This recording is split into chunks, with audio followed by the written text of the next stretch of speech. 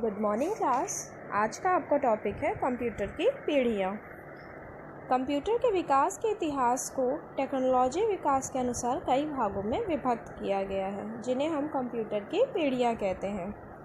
Computer के मूलभूत सिद्धांत व उसके भाग के नवीन रूप के विकसित होने पर एक नई पीढ़ी की शुरुआत होती है। इसे उसी प्रकार समझा जा सकता है जिस प्रकार से मनुष्य की विभिन्न पीढ़ियां अपने रहन सहन, आचार विचार और परंपराओं में एक दूसरे से अलग अलग होती है।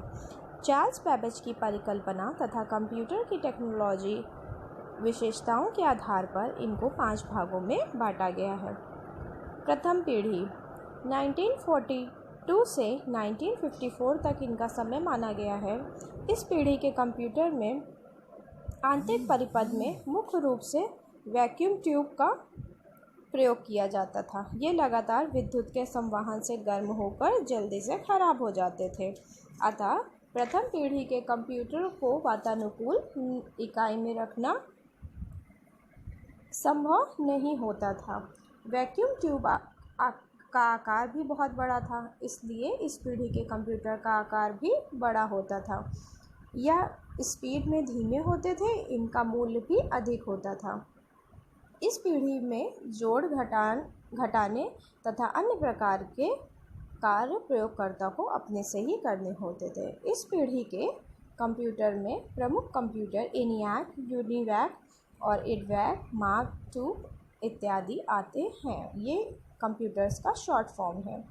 द्वितीय पीढ़ी के कंप्यूटर का कार्यकाल 1955 से 64 तक माना जाता है।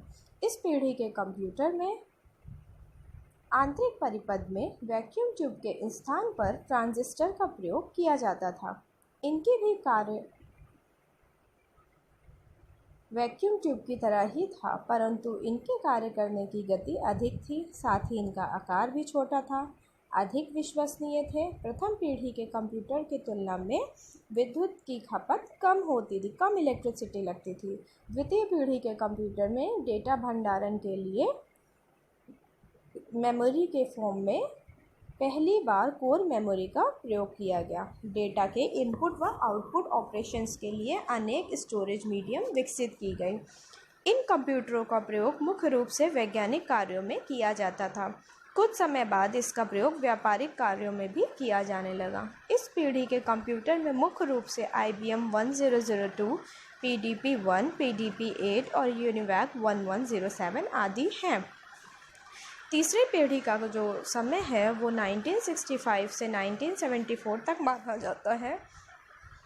इस पीढ़ी के कंप्यूटर में एक परिपथ और इंटीग्रेटेड सर्किट, जिसे संक्षेप में IC या चिप भी कहा जाता है, का प्रयोग किया गया।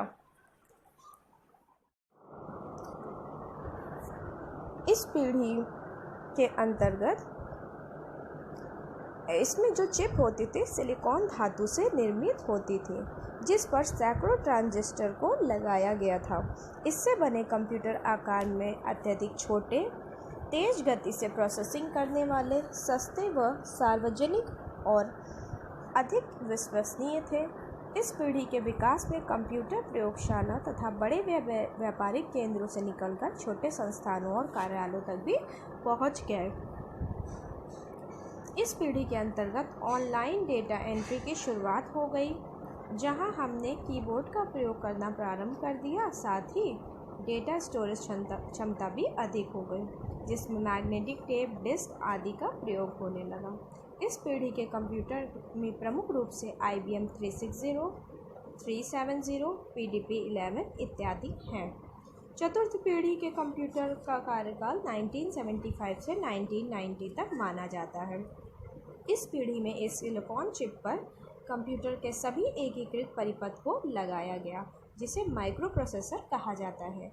ये अत्यधिक बृहद एकीकृत परिपथ, जिसे इंग्लिश में very large scale integration circuit VLSI है, यह एक ऐसी टेक्निक है जिसमें कंप्यूटर के स्वरूप, उनकी क्षमता तथा गति में अभूतपूर्व परिवर्तन किए।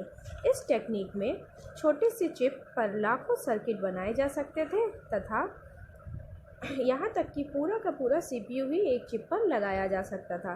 इस VLSI चिप की क्षमता कई दर्जन LSI चिप के बराबर होती थी। माइक्रो प्रोसेसर के प्रयोग से कंप्यूटर का आकार छोटा हुआ और वजन में भी हल्का।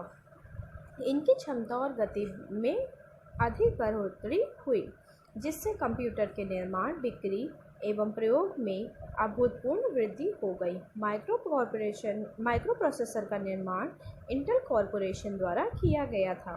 इस माइक्रो प्रोसेसर युक्त कंप्यूटर को माइक्रो कंप्यूटर कहा जाने लगा।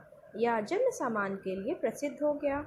इसका प्रयोग वैज्ञानिक गणनाओं तक ही सीमित न रहकर letter writing, report, database, online reservation आदि सामान्य कार्यों में भी होने लगा। माइक्रो कंप्यूटर के अतिरिक्त इस पीढ़ी में विश्व के सर्वप्रथम सुपर कंप्यूटर क्रे 1 का भी विकास हुआ। Example Intel micro processor family, IBM PC-80, क्रे 1 और एप्पल हैं। थैंक यू बच्चों, आज का वीडियो यहीं तक। इसके बाद आपका लास्ट टॉपिक पंचम पीढ़ी है और इसके कुछ क्वेश्चन आंसर और एक्सरसाइजेस मैं बताऊंगी, जिसे आप किसी कॉपी में नोट डाउन कर पढ़ेंगे। Thank you.